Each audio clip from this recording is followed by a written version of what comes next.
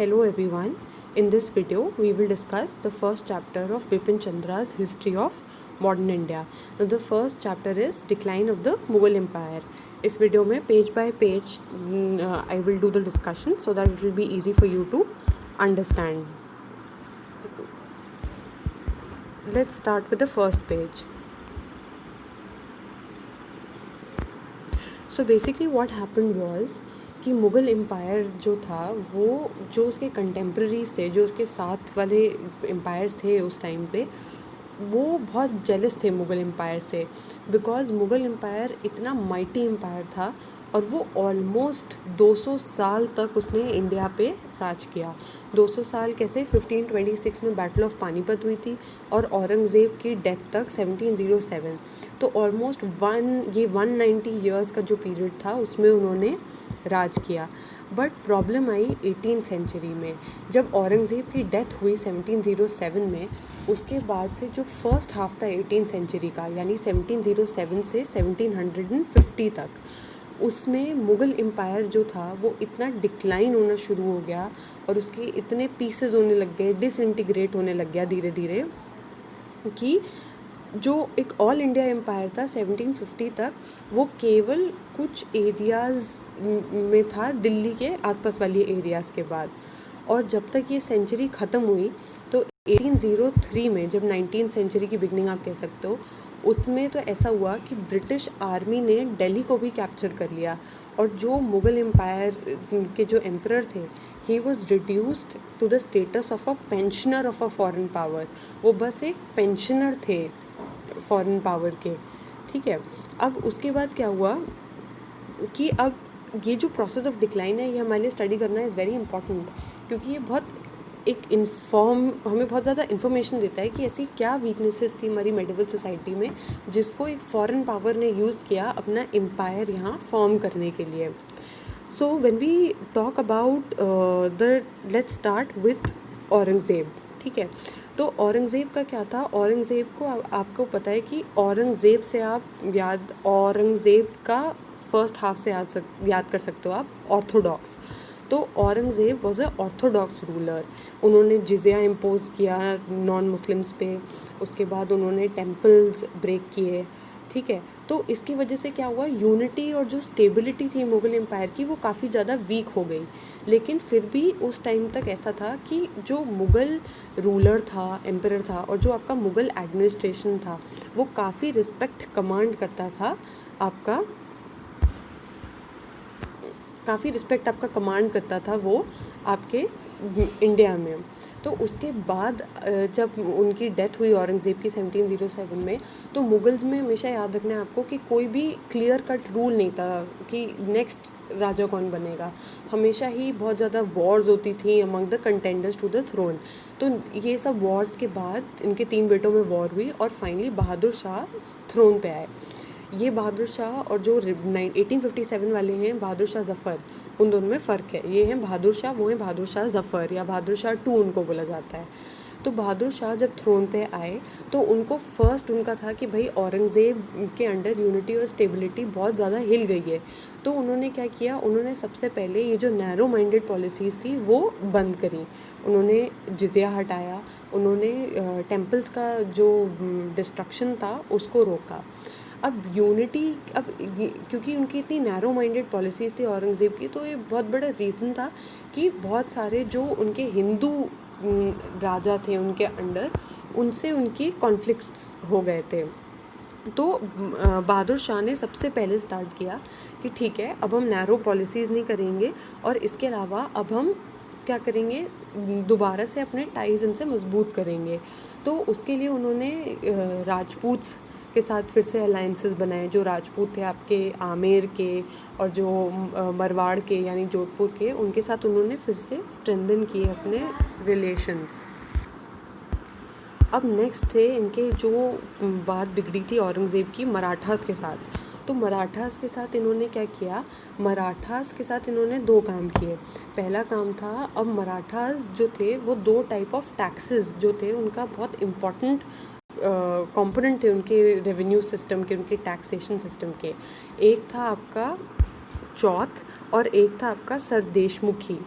ठीक है। अब चौथ क्या था, चौथ का मतलब ये था कि मराठा जो आर्मी है वो क्या है, जो भी नॉन मराठा टेरिटरीज़ हैं उसमें आके वो रेड्स ना करें और एग्रेशन ना करें।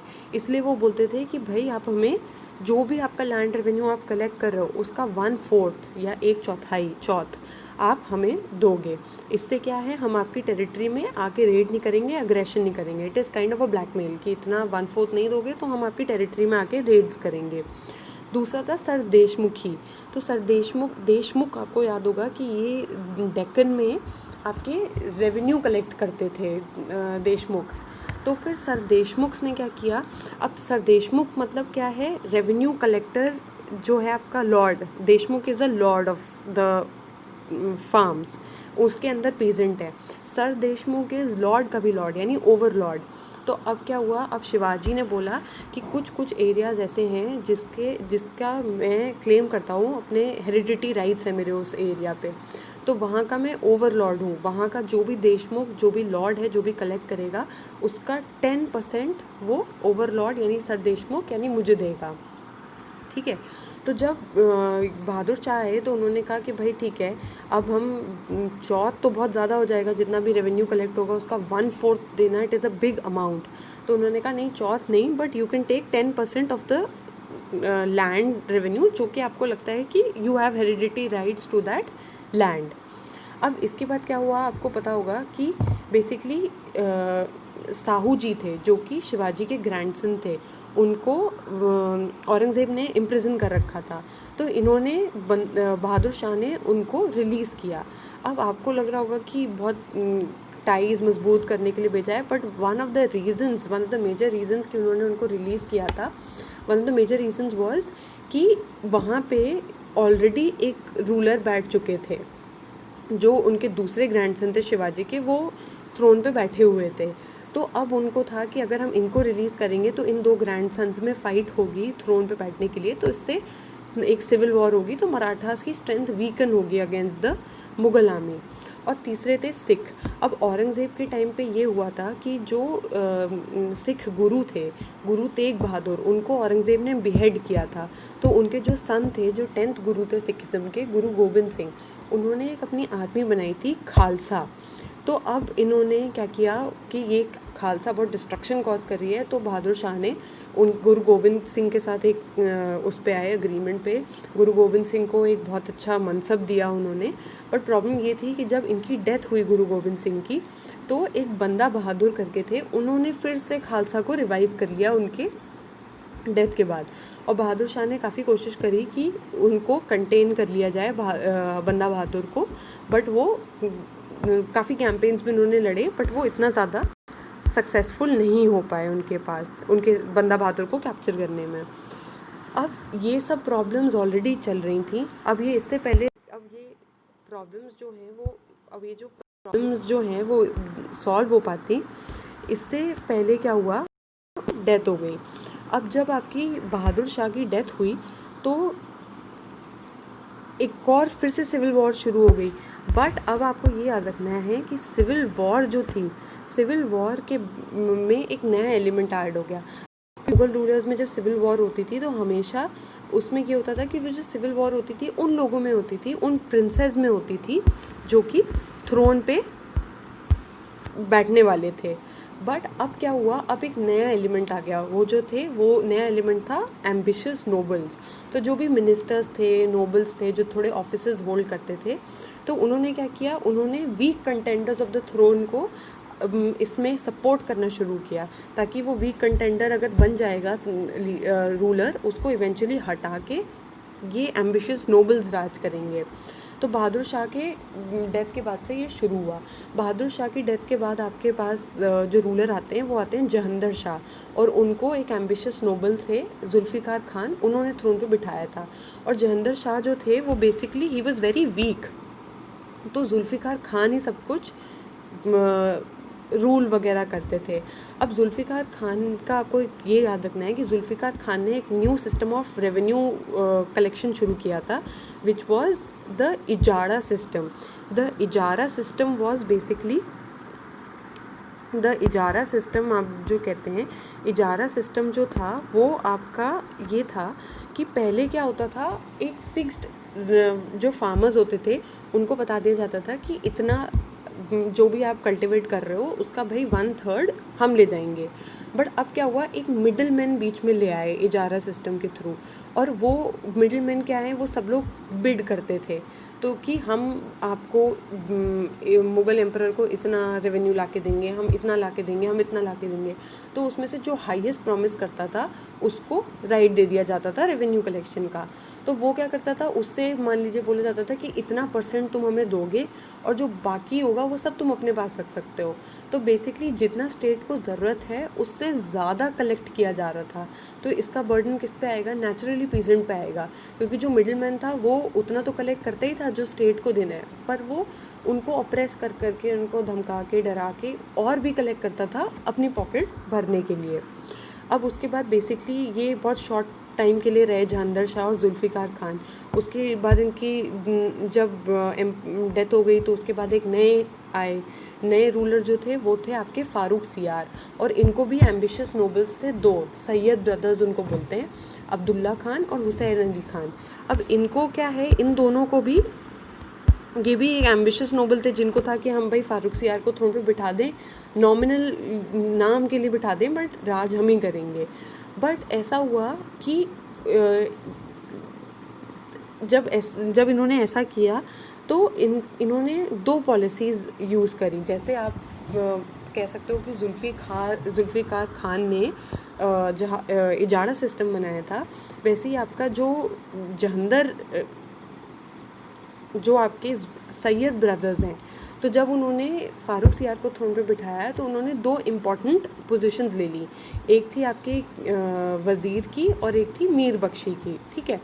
अब इन्होंने क्या डिसाइड किया, अब इन्होंने कहा कि भाई अगर हमें एबल एडमिनिस्ट्रेशन करना है तो हमें क्या करना पड़ेगा, ऐसी पॉलिसीज़ जो कि नैरो पॉलिसीज़ हैं वो हम नहीं यूज़ कर सकते हैं।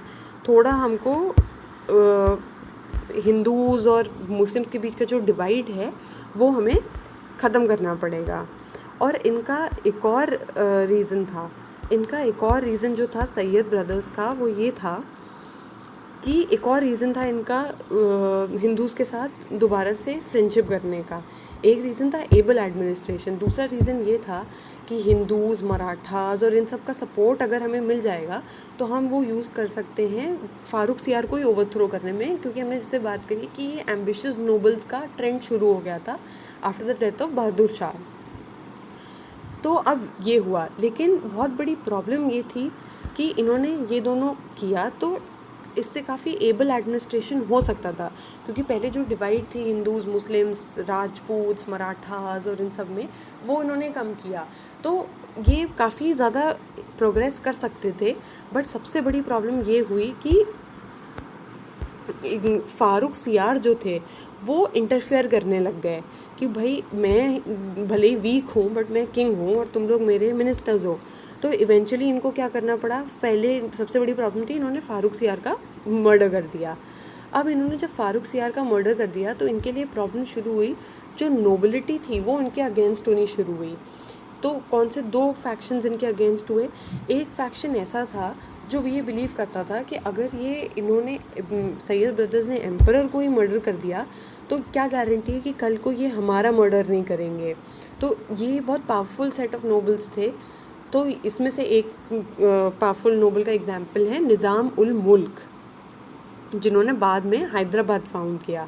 और दूसरे सेक्शन जो था नोबिलिटी का, वो लोग थे जो कि औरंगज़ेब की थिंकिंग वाले लोग थे कि अब ये इतने मराठास के साथ, राजपूत के साथ, सबके साथ इतनी ज़्यादा अलायंस बना रहे हैं तो ये एंटी इस्लामिक हैं, ये एंटी मुस्लिम्स हैं। तो ये 2 फैक्शन था।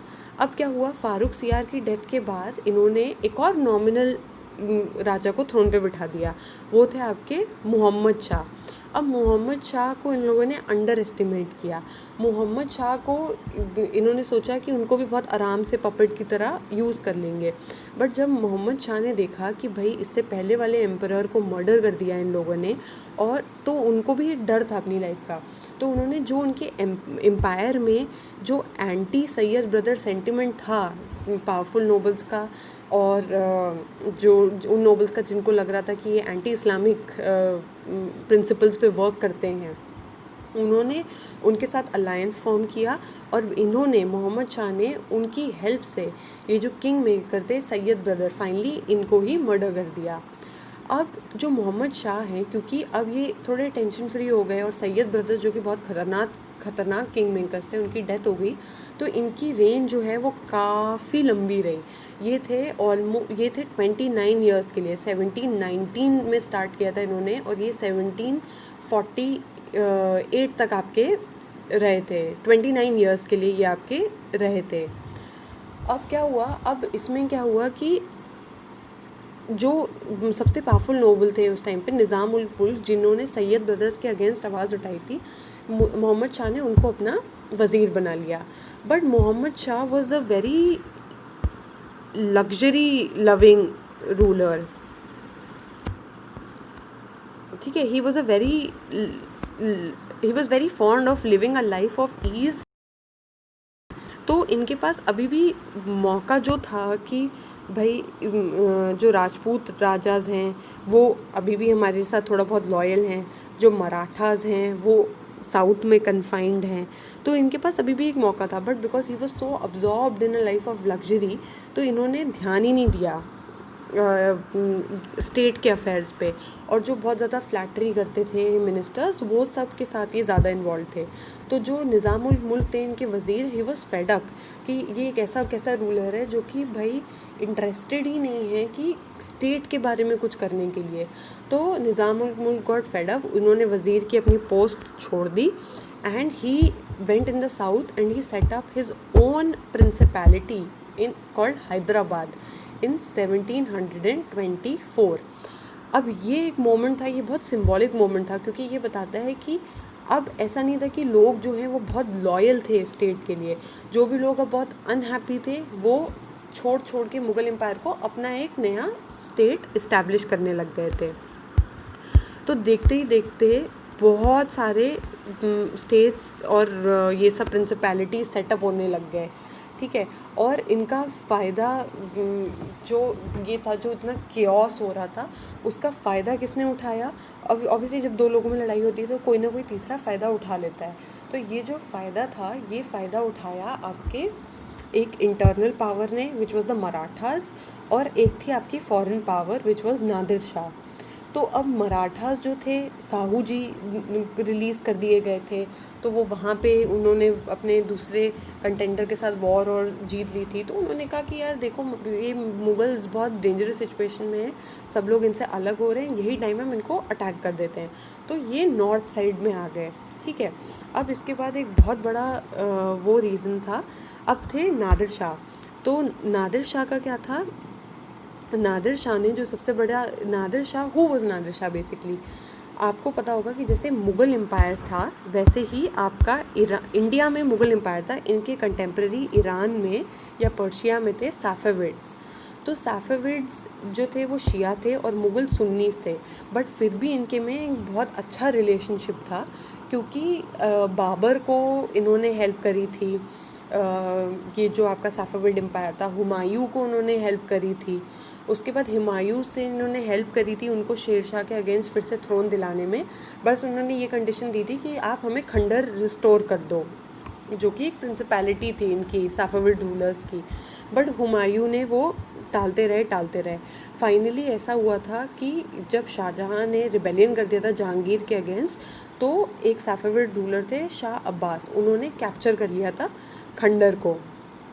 तो अब क्या हुआ, शाह अब्बास के बाद आए थे आपके शाह तमास्प टू, जो कि लास्ट रूलर थे। जब ये थ्रोन पे बैठे थे, शाह तमास्प टू जब थ्रोन पे बैठे थे, तो हर जगह से ईरान को बहुत ज़्यादा प्रॉब्लम होने लग गई थी। अंदर इंटरनल कॉन्फ्लिक्ट्स होने लग गए थे, प्लस रशिया और टर्की जो है उन्होंने भी इन पे अटैक कर दिया था।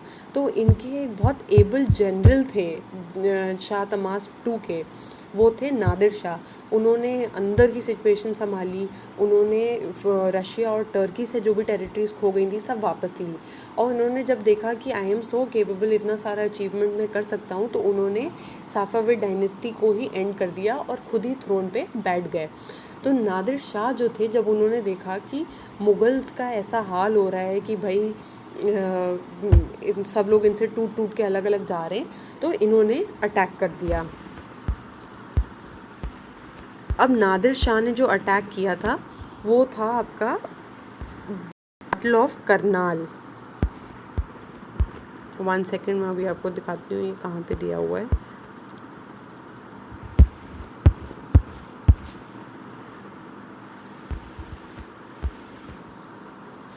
अब ये हुई थी आपकी बैटल ऑफ करनाल, ठीक है। बैटल ऑफ करनाल हुई थी आपकी 1739 में। ये बेसिकली आप याद रख सकते हैं कि ये था मोहम्मद शाह 1719 में थ्रोन में बैठे थे। उससे आप अगर आप 20 साल जोड़ लीजिए तो मोहम्मद शाह के थ्रोन पे बैठने के 20 साल बाद ये बैटल ऑफ करनाल हुई। तो यहाँ पे बैटल ऑफ करनाल में ये था कि बहुत Mohammad Shah was defeated by Nadir Shah. Obviously जब वो रशिया टर्की अंदर के लोगों से लड़के आए हैं, तो मोहम्मद शाह तो वैसे भी बहुत ही वीक रूलर थे, तो उन्होंने उनको डिफ़ीट कर दिया। अब क्योंकि नादिर शाह इतनी सारी लड़ाई ऑलरेडी लड़ चुके थे ईरान को बचाने के लिए, तो उनकी जो ट्रेजरी थी वो एग्जॉस्ट हो गई थी। तो वो बेसिकली इंडिया में इसी एम से उन्होंने इन्वेजन किया था कि वहाँ का जो हम रिच बूटी है वो सब हम प्लंडर कर लेंगे। और इस गोल को उनको हेल्प मिली ये देख के कि यार मोहम्मद शाह हैं, ये तो वैसे ही वीक हैं, क्योंकि आप देख सकते हो कि मराठास भी इस तरफ आ गए हैं और काफ़ी लोग अपना हैदराबाद जैसे अलग हो रहा है, ऐसे हो रहा था। तो अब जब आए तो इन्होंने मोहम्मद शाह को डिफीट किया नादिर शाह ने। इन्होंने इतना रिच यहाँ से प्लंडर किया था कि वापस जाने के बाद 3 साल तक उनको टैक्सेशन नहीं करना पड़ा। उन्होंने कोई अपना टैक्सेस ही नहीं लिए अपने लोगों से ईरान में। इतना ज़्यादा उन्होंने प्लंडर किया। उसके बाद क्या था कि अब इस प्लंडर में 2 इम्पॉर्टेंट चीज़ें आपको याद रखनी है। शाहजहाँ का एक थ्रोन था जो कि जिसको बोला जाता है पीकॉक थ्रोन। उसमें पीकॉक के जैसा था, कलर्स बहुत अच्छे अच्छे थे पीकॉक जैसे, और उसमें क्या है बहुत सारे जूल्स आपके जड़े हुए थे। उसमें से ही एक जूल है आपका कोहिनूर। कोहिनूर बेसिकली वर्ल्ड का अभी कहा जाता है कि लार्जेस्ट अनकट डायमंड है, और वो अभी तो Nadir Shah peacock throne along with जो उसमें कोहिनूर लगा था वो भी लेके चले गए। और कोहिनूर इवेंचुअली अभी प्रेजेंटली अगर आप बात करोगे तो वो है आपकी क्वीन एलिज़ाबेथ II के पास, ब्रिटिश क्राउन के पास है। और कोहिनूर कहा जाता है कि कोलूर माइन है आंध्र प्रदेश में, उससे आपका कोलूर माइन इन आंध्र प्रदेश, उससे आपका माइन किया गया था। अब जब वहाँ पे अब इतना रिच प्लंडर मिल गया तो नादिर शाह वापस चले गए। उन्होंने अब इस मनी को यूज़ किया अपना एम्पायर को स्मूथली रन करने के लिए। और अलॉन्ग विद रिच प्लंडर उन्होंने क्या बोला, उन्होंने मोहम्मद शाह को, एक तो उन्होंने रिच प्लंडर किया, उन्होंने इस बैटल ऑफ करनाल में इनको हराया, मोहम्मद शाह को उन्होंने हराया। उसके बाद उनको प्रिजनर ले लिया और इतना सारा रिच प्लंडर किया, इतना सब कलेक्ट किया। और उन्होंने उनको बोला कि जो भी टेरिटरीज़ हैं इंडस के वेस्ट में वो सब मेरी टेरिटरीज़ हैं। तो अब ये जब टेरिटरीज़ चली गई एक फॉरेन पावर के हाथ में, तो इंडिया के पास अब कोई डिफेंस बचा ही नहीं। अब वहाँ से कोई भी अंदर आ सकता था, कभी भी वो चाहें तो वो फॉरेन पावर अंदर फिर से आ सकते हैं और अटैक कर सकते हैं। तो यही होता था। नादिर शाह के जनरल थे अहमद शाह अब्दाली, तो नादिर शाह क्योंकि अब रूलर बन गए थे, तो वो अपना एडमिनिस्ट्रेशन रन कर रहे थे properly with the money and everything. तो उनके जो जनरल्स थे जिन्होंने हेल्प किया उनको इतने सारे इंडिया के कैंपेन में और ये सब, उनको उन्होंने जागीर दे दी कि भाई ठीक है, ये हमने वेस्ट ऑफ इंडस वाला एरिया नया लिया, आप यहाँ पे सेटल हो जाओ। तो अहमद शाह अब्दाली जो हैं वो एक इम्पॉर्टेंट इनके जनरल हैं, और वो आपका इंडिया में रिपीटेडली प्लंडर करते थे क्योंकि वो नॉर्थ वेस्ट में रहते थे। उन्होंने अपना किंगडम नहीं फॉर्म किया कोई एक नया, but he use to come plunder और यहाँ से बहुत सारा रिच वेल्थ लेके जाते थे। तो अभी हमने बात करी है कि क्योंकि मोहम्मद शाह के रेन में मराठास भी ऊपर तक आ गए थे, तो जब अहमद शाह एक बार जब आए थे तो इनकी मराठास के साथ भी लड़ाई हुई जब ये प्लंडर करने आए थे। तो वो आपकी थर्ड बैटल ऑफ पानीपत है जो आपकी 1761 में हुई है। ठीक है, तो अब क्या हुआ कि अब इसके बाद ये सब हुआ। अब इसके जो नादिर शाह और अहमद शाह अब्दाली का ये सब जो इन्होंने इन्वेजन्स थे, उन्होंने दिखा दिया कि मुग़ल एम्पायर में कितनी वीकनेस है। तो मोहम्मद शाह के बाद से ऐसा हो गया कि जो 1761 की ये जो पानीपत की लड़ाई हुई बैटल, उसके बाद से ऐसा हो गया कि जो मुग़ल एम्पायर था वो it cease to exist as an all India empire. अब ये मान लिया गया था कि ये बिल्कुल ही वीक हैं। एक बाहर से फॉरेन पावर आई, वो इतना प्लंडर करके चली गई, अभी भी प्लंडर कर रहे हैं उसके जनरल्स, और वो मान लिया गया कि वो इतना वीक है। तो इस वीकनेस के चलते इनको मान लिया गया कि अब ये पूरे देश में राज नहीं करते, ये बस एक दिल्ली में राज करते हैं। ठीक है, अब जो इनके डिसेंडेंट्स भी आए मोहम्मद शाह के बाद, वो भी कोई ऐसे इंटेंशन से नहीं आए थे कि हमें फिर से पूरे देश पे राज करना है। वो भी सेटिस्फाइड थे कि हम वीक हैं तो हम बस दिल्ली पे राज कर लेंगे, हम खुश हो जाएंगे। तो 1761 तक की हमने बात करी। बेसिकली आपको ये याद रखना है कि हाफ टाइम तक अब ऐसा हो गया है, मान लिया गया था 18th सेंचुरी के हाफ तक कि अब ये बस दिल्ली में ही राज करने वाला किंगडम है मुग़ल एम्पायर का, it is not an all India empire. अब इनके डिसेंडेंट्स में से एक थे which was Shah Alam II। अब ये थोड़े से एम्बिशियस थे, he was courageous, he was able. तो उन्होंने कोशिश करी कि जो आपके मीर कासिम थे बंगाल के, और जो आपके शुजा-उद-दौला थे अवध के, तो इन्होंने कोशिश करी कि यार ये ब्रिटिशर्स भी उस टाइम तक एक फॉरेन पावर आ चुकी थी, एक ट्रेडिंग कंपनी की तरह आ चुके थे ये ईस्ट इंडिया कंपनी। तो इन्होंने कोशिश करी कि भाई इनको यहाँ से हटाने के लिए, तो उन्होंने बैटल लड़ी, battle of Buxar which was in 1764।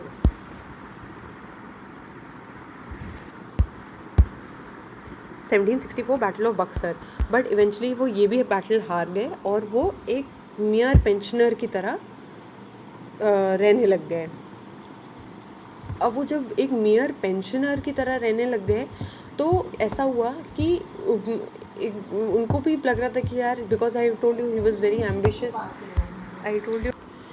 अब क्योंकि ये जो थे आपके थोड़े एम्बिशियस थे शाह आलम II, तो उनको मराठास ने इनकरेज किया कि यार देखो, अभी आप बैटल हार गए, आप बस एक पेंशनर की तरह रह रहे हो, आप फिर से दिल्ली पे आओ और फिर से अपना राज करना इस्टेब्लिश करो।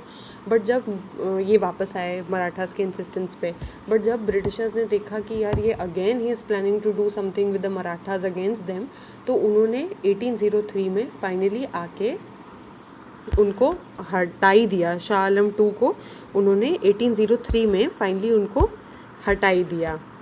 अब इसके बाद से जो आपके रूलर्स हैं, ठीक है, स्टार्टिंग ये 1803 शाह आलम से लेके आपके 1857 तक जो लास्ट रूलर हैं आपके, ये अब इनका पहले 1761 तक तो थर्ड बैटल ऑफ पानीपत तक दिल्ली पे राज करते थे। 1803 पे वो भी ख़त्म हो गया। तो 1803 पे जब वो भी ख़त्म हो गया तो अब आपको लग रहा होगा कि इनको भाई पेंशनर की तरह क्यों ट्रीट किया है, ऐसा क्या इनको वो मिल रहा था ब्रिटिश ईस्ट इंडिया कंपनी को, इससे एडवांटेज ये था बिकॉज ईस्ट इंडिया कंपनी एक फॉरेनर कंपनी थी जो एक नई जगह पे आके रह रही थी, तो उनको नेचुरली टाइम लगेगा अपना इन्फ्लुएंस बनाने में ताकि लोग उनकी बात सुने। और मुगल्स का क्या है, डायनेस्टी ऐसी थी कि इनको उनकी डायनेस्टी की जो लेगेसी थी उस वर्चू से लोग फिर भी थोड़ा बहुत रिस्पेक्ट और कमांड उनकी सुनते थे। तो इसीलिए इनको पेंशनर बना के रखा गया कि भाई कुछ भी हमें काम कराना होगा तो हम इनके थ्रू कराएंगे। So basically this was the first half of this chapter, and the remaining part will be covered in the next video. Thank you.